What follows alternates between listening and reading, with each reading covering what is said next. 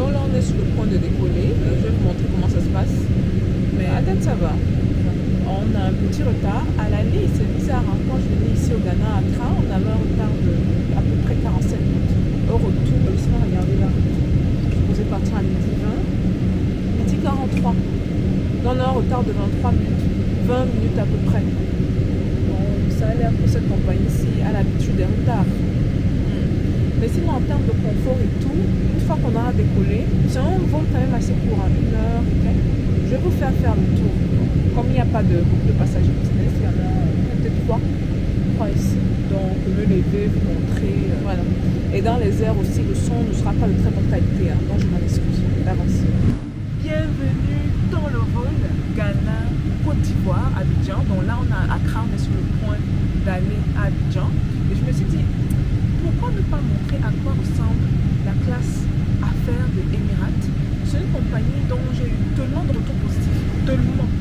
Je me suis dit, bon, écoute, vu que mon partenaire qui m'a déplacé m'a offert le vol sur Emirates, je me dis, ok, il n'y a pas de problème. Je vais venir tester par moi-même à quoi ça ressemble. À vrai dire, à l'aller, ceux qui n'ont pas vu la vidéo sur mon arrivée au Ghana, je vais la mettre là. Elle a regardé, je ne suis pas sûre que j'ai fait un grand tour parce qu'il y avait quand même beaucoup de monde en business, mais là on n'est pas nombreux du tout. Donc vous allez voir en termes de confort, en termes de couleur, ils ont un branding très présent. C'est pas du genre quand tu rentres dans l'avion, tu dis que non, tu es dans une compagnie, c'est pas de même africaine, non, on fait du copier-coller comme d'habitude. Tu es dans une compagnie américaine ou compagnie où tu sens que tu es dans un autre monde. Tu vois la culture à travers la couleur, les exagérations. Vous savez que parfois ils exagèrent un peu avec les trucs de or. Donc je vais faire le tour, je vais vous montrer rapidement comment ça se passe. Je vais vous montrer ce que je vais manger, ce qu'on m'a offert. Mais après, je vais aller manger dans les business lounge. On a un lounge là pour les gens business, j'ai eu à manger. Je suis gavée. Mais juste pour faire vivre l'expérience, pour décoincer. C'est pas pour montrer que, pardon, c'est pour décoincer. Vous êtes prêts les gars? Stay tuned. Bonjour et bienvenue dans Parlons de Business. Alors ici on parle de quoi? On parle de business, on parle d'opportunités d'affaires, on parle d'argent, hein? Et on parle de tout ce qui peut faire grossir ton compte bancaire. Bienvenue ici. Si vous me découvrez dans cette vidéo, mon nom c'est Stéphanie Vida, je suis entrepreneur depuis l'âge de 9 ans, passionnée par le business et expert dans la multiplication de l'argent. Voilà. Bon, je m'excuse déjà du plan, hein, parce qu'à cause du bruit, il y a beaucoup de bruit autour, donc je dois me rapprocher de la caméra comme c'est parlé. Donc si vous m'avez en plein visage, je m'en excuse.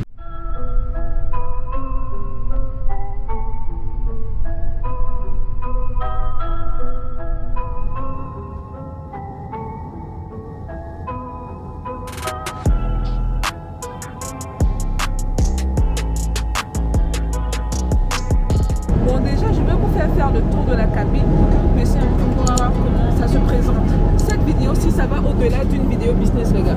Je veux qu'on pense branding. Comment une compagnie, parmi de centaines d'autres compagnies, se différencie. Comment, quand je rentre dans l'avion, je sais que ça, c'est une compagnie du Moyen-Orient.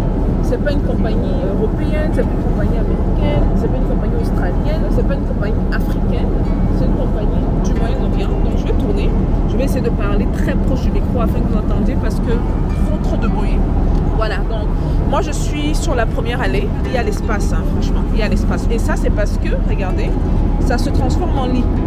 Bon, ça c'est normal, on est en classe business. Maintenant, ce que je veux que vous observiez, c'est autre chose. On va regarder les couleurs, l'or. Ceux qui sont allés au Moyen-Orient, vous savez que ce sont des gens qui font un peu trop dans les excès. Dans le branding de cette compagnie-ci, ils se sont vraiment démarqués par rapport aux couleurs. Je vais tourner là. J'ai juste un voisin là, je vais éviter de filmer. Vous savez que souvent aussi, ce sont des personnes d'une certaine catégorie qui voyagent en business. Voilà, donc je vais faire ça pour que vous voyez. Et là, c'est vite. Regardez bien. On est juste 3 à vrai dire. Hein. Il y a les 2 messieurs et il y a moi. Donc, vous voyez, la couleur prédominante, c'est l'or qui revient. Bon, il y a de l'espace. Il y a les journaux. Regardez au fond. Ça, je ne vois pas souvent. Je vois des journaux Women, All Times, whatever they call it. Top Gear, over there. Quand on revient de ce côté-ci, il y a des fleurs là. Ça, j'ai jamais vu dans un avion non plus. Donc, je pense qu'ils voulaient également rajouter une petite touche qui se différencie des autres. Elles sont artificielles par contre. Je s'accroche au regard. Okay. Donc, vous voyez qu'au niveau de la fonctionnalité, il y a d'habitude un standard. Donc, on reste dans les fonctionnalités habituelles. Maintenant, au niveau de la forme, on se différencie. Donc souvent quand on dit ok, il faut qu'on fasse des trucs uniques à nous-mêmes, vous allez vous rendre compte que ce n'est pas à tout prix faire du copier-coller. Donc au niveau de la fonctionnalité, on va mimiquer ce qui se passe. C'est pas comme si on peut faire des avions africains, on s'entend. Okay? L'avion c'est l'avion. Mais au niveau du branding, de la forme qu'on montre, on doit sentir que, ouais, en Afrique, on doit sentir plus de 300 000 ans d'histoire. Mais là, on n'arrive même pas à sentir. Il y a plusieurs compagnies dans lesquelles, quand vous rentrez, vous vous demandez même, est-ce que c'est, comment vous appelez vos compagnies que vous prenez tout le temps là? Après, vous appelez panafricaine. Est-ce que c'est Air France? Est-ce que c'est ceci? Non. Ici, les couleurs sont vraiment prononcées et tu sais que là, c'est différent, quoi. Donc ça, c'est de 1. De 2, elle voulait venir me donner la nourriture, mais elle m'a vu parler, donc elle est rentrée avec. Donc je vais attendre le repas que ça vienne. On va continuer après, ok? Bon, là, on attend la nourriture. Hein. J'ai été déconcentrée. Bon, ça, c'est un vol assez court, 1 heure de temps. Donc, on ne va pas faire la totale. Genre, on t'apporte la nappe. C'est vraiment quelque chose qu'on consomme rapidement. Vous entendez ce qu'il dit? Ils disent que la descente, c'est dans 10 minutes. On vient à peine de décoller. C'est du genre, on doit vite manger rapidement. Donc, on va nous apporter un petit truc, amuse-gueule, entre guillemets, quoi. Un truc qu'on puisse mettre dans la bouche rapidement. Et voilà. On attend. La patience, à tout prix, la patience. The staff never appears unless they say they don't mind. Would you like to have the tea or coffee? What type of tea do you have? Black tea, green tea, Moroccan mint, Earl Grey. You have chamomile? Chamomile. Very good. Thank you. Donc voilà, elle vient de me déposer ça sur la table. Vous voyez, c'est vraiment très rapide, quoi. Et j'ai 10 minutes pour manger. Mais le service est toujours premium, nettement. On a de la qualité, on a de la porcelaine, on a du verre. Et donc voilà. Si j'ai la chance de prendre un vol sur une longue distance avec eux, je vais le faire. Hein. Mais vous savez que mon choix premier, ce sont les vols africains. C'est éthiopienne que je veux prendre par défaut. Et puis le reste, si j'ai pas trop le choix, là, vous allez me voir dans les vols étrangers. Parce que moi, je suis de ceux qui comprennent la force de leur argent. Notre argent reste dans nos poches en investissant dans nos compagnies à nous. Donc quand vous allez dans notre compagnie occidentale, là, comme je vois certains mettre les photos de sur les Air France, je trouve pas ça normal. Et vous vous appelez africain, vous dites que vous voulez l'avancement de l'Afrique, il y a un problème. Il y a une dichotomie, quoi. Les actions ne suivent pas ce qu'on dit. Et là, c'est mauvais. Donc voilà.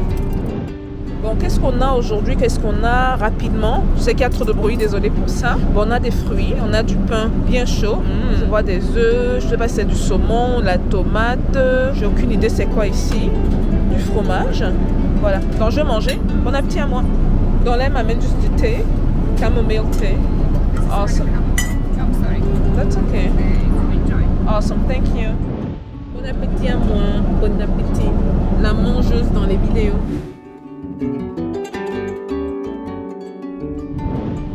Ce truc-ci est très salé. On dirait du bocconcini.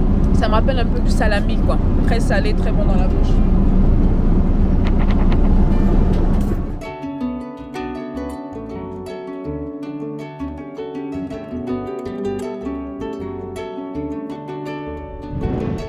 Voilà.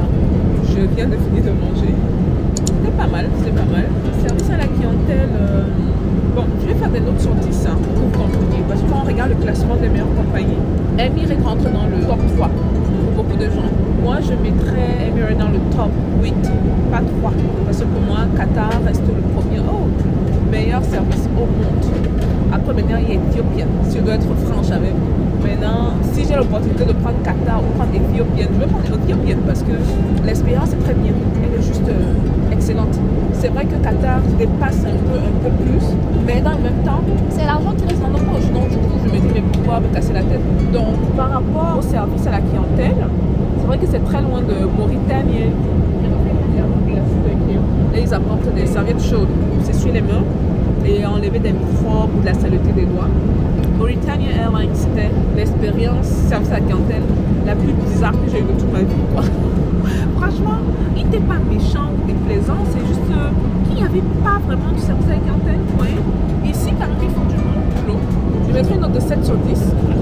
Maintenant, le branding, c'est une des compagnies avec un branding fort, quoi. Parce que vous rentrez ici, vous n'allez pas vous dire que c'est une compagnie américaine, c'est impossible. Il y a trop de détails subtils pour vous faire comprendre qu'on est au Moyen-Orient. Entre les rideaux, entre ça, regardez même le truc subtil. Hein. Regardez ça. Vous voyez la texture et regardez les rideaux. Ceux-là.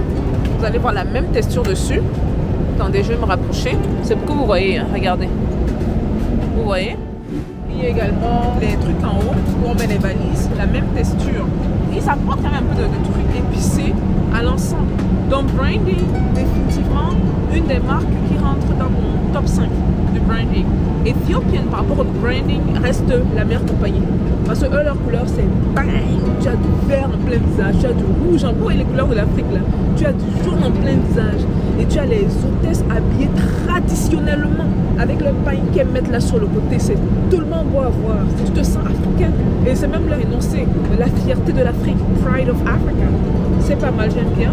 Aussi un truc que j'aime beaucoup ici, c'est que vous savez souvent que le Moyen-Orient, c'est une terre d'accueil. C'est une sorte d'États-Unis, mais plus de ce côté du monde, où les gens de partout viennent et forment une nation. Dans leur crew ici, on voit également ça. Celle qui me servait, par exemple, là, elle a des origines russes. Je soupçonne qu'elle soit russe, de pas son accent, mais son apparence. Vous savez qu'ils ont un visage un peu carré, blond, yeux bleus et tout le reste. Celle qui m'a donné la serviette asiatique, j'ai vu un noir passer au vol aller même à Abidjan, Accra. Le noir qui me servait, il avait un accent anglais, donc je me suis dit c'était un anglais ou un africain qui parle comme les anglais, que sais-je. Bref, c'est mixte et c'est beau à voir. Franchement, c'est beau à voir. Rien à dire par rapport à ça. Donc voilà. Le vol était court, hein. Le vol normalement fait 1h05.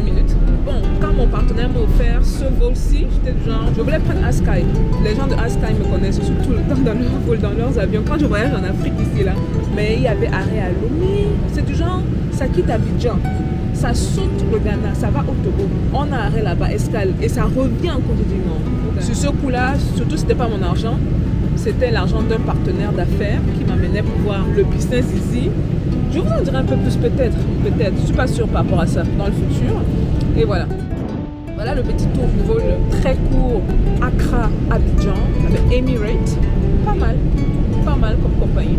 Bon, on va atterrir dans quelques secondes, ok? On se retrouve à Abidjan. Peace out.